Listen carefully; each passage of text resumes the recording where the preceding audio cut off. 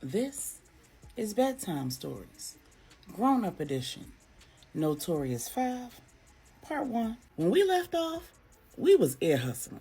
So we overheard Q and LJ having a pretty cryptic conversation.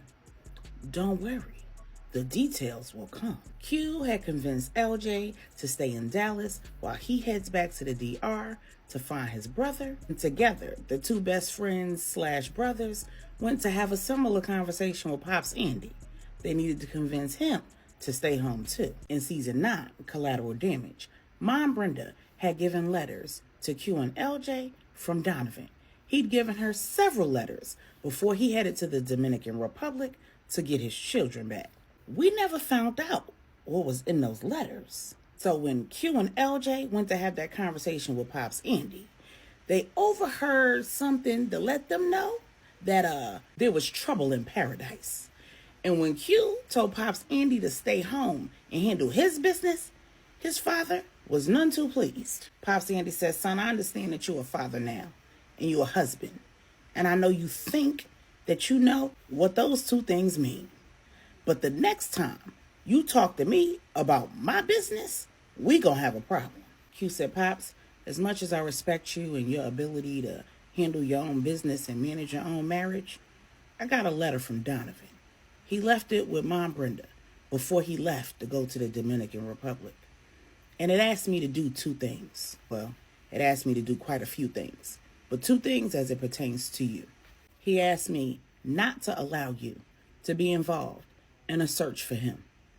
If you were going to help and search for his children, that was fine. But once his children were found, he wanted you at home with Medea. He said he wouldn't be able to live with himself if something happened to you trying to find him. He wouldn't be able to live with himself if something happened to me either, but he understood why he wouldn't be able to stop me from coming. He also asked me to talk to you about whatever this is that's going on between you and Medea. And as uncomfortable as this conversation is, it's important that we have it. Now, I don't have a lot of time, so all I can say is, you know Medea. Make this right. And as for going with me to the Dominican Republic, I think you have bigger fish to fry, don't you?" When Pops Andy didn't respond, Q hightailed it out of that room. Then he went to look for his mother, and he didn't find her anywhere in the estate. He wasn't concerned, though, because he knew that she had his 3 children who she picked up from him when he was visiting Angela at the hospital, and Donovan's 2 children when he stopped by Mom Brenda's room to pray and let her know that there was trouble in paradise. Mom Brenda said, "I already know. I spoke with your mother. Don't worry about them. They'll work through that." Your father received his own letter from Donovan, and from the look on his face, I can tell that he knows he needs to handle his business. Meanwhile, at the hospital, Angela just told Regina all about what Q told her about her sister Stephanie and her shenanigans. Angela said, "So you're not going to believe this. Do you know that this girl had my son hack into the hotel computers in Denver where her husband is going to be staying to see if he could get the room information for Corey and Kim?" Regina said, "Who the hell is Kim?" Angela said, "Kim is the woman who's responsible for planning the conference this year for the church in Denver." Regina said, "Oh." Angela said, "Yeah. And apparently she thinks that the two of them are having an affair or are gonna have an affair. And since she can't go to Denver because she's too far along, she's decided to play Inspector Gadget and rope my 12-year-old son in it." Regina said, "Did he get into the hotel computer, girl?" Angela said, "Girl, yes. But that's not even the point. The point is, why would she involve him in that? Not only is it illegal, but that's not his business or appropriate for a 12-year-old child." Regina said, "Oh, you mad. Angela said, "Yes, I'm very angry."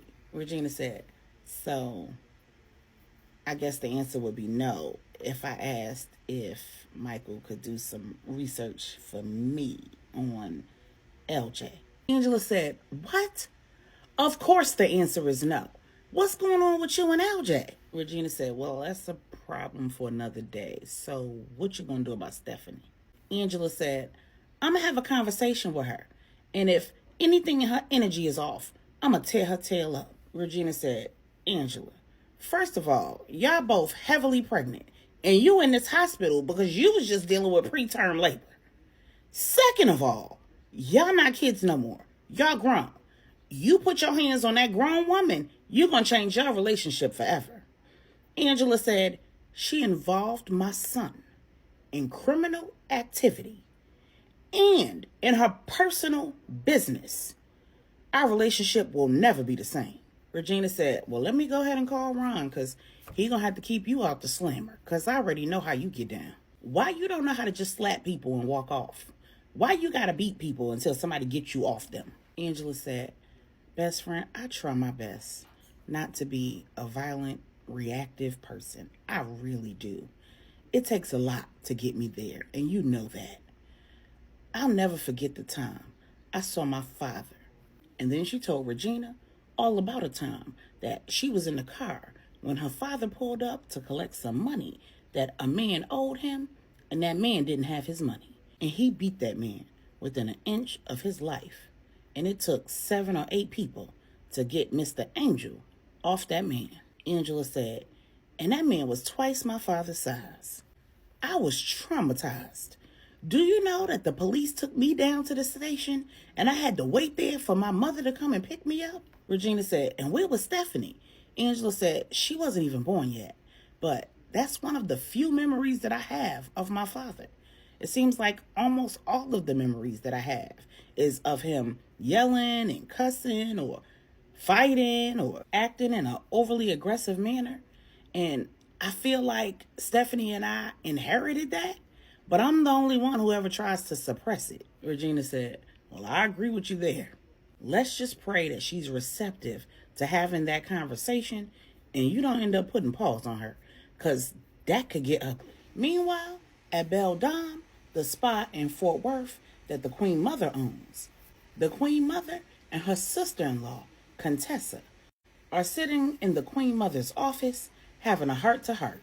Tessa is the wife of Uncle Artemis, Uncle Art, Pops Andy's brother. She's also the daily operations manager at the spa, which is what allows the Queen Mother to be all up in everybody else's business. The Queen Mother said, I knew something was up with him.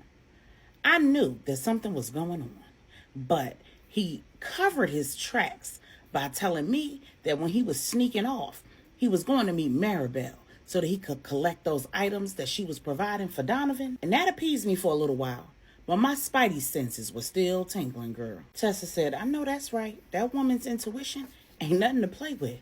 But do you really think that at this age, Anders was starting an affair, girl? Mom Brenda said, there is not an age limit on unfaithful spouses. Look at me. I turn men down all the time. My husband is fine, so I know it's women looking, even at this age.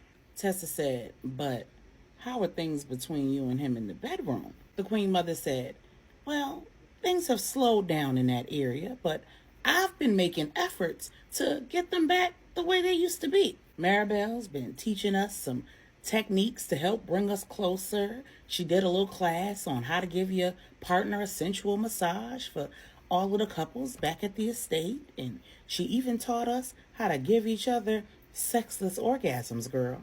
But that man had the nerve to be offended when I suggested that we learn these new things. I thought he was just embarrassed or ashamed because there's been a few occasions when Mr. Johnson wasn't rising to the occasion. I thought that age was catching up to him. But now it seems the real issue is that somebody else has his attention. Tessa said, well, how did you get those pictures? Mom Brenda said, well, you know that P.I. Brianna that works for Q? I like that girl. She does some freelance work on the side. So I hired her. And in no time, she hit pay dirt. She couldn't get any audio.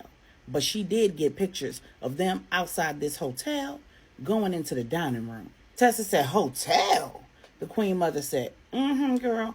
Apparently they were meeting for lunch. They didn't get a room or anything. Tessa said, whew, thank God. The Queen Mother said, don't get too excited. That does not mean that they haven't gotten a room prior to this occasion or after it. Brianna had those pictures for over a week before she gave them to me.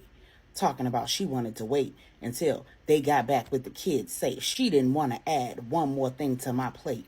I said, girl, don't you hold out on me ever again. Do you understand? So the day before he goes to the Dominican Republic to find our son and our grandchildren, he's at a hotel having lunch with this broad. I said, well, he's been back for more than a week, so how's he been acting? The Queen Mother said, he's been acting like nothing is going on. I gave him a chance today to tell me everything. And while we were interrupted by Q and LJ, he still hasn't called, texted, emailed, faxed, sent a carrier pigeon, or nothing to try and provide me with an explanation. That speaks for itself. I'm too old to be begging somebody to tell me what it is that they got going on. It's two places I'm not going. Back and forth. Now, I might go back and I might go forth, but I'm not going both of them. If he won't tell me of his own volition, then I'll get all the information that I need for my divorce attorney. Tessa said, a divorce? After 40 years of marriage? Are you serious right now? The Queen Mother said, as a damn heart attack. I told that man a long time ago that I'd be a widow before I'd be a divorcee, but I'm not going to kill them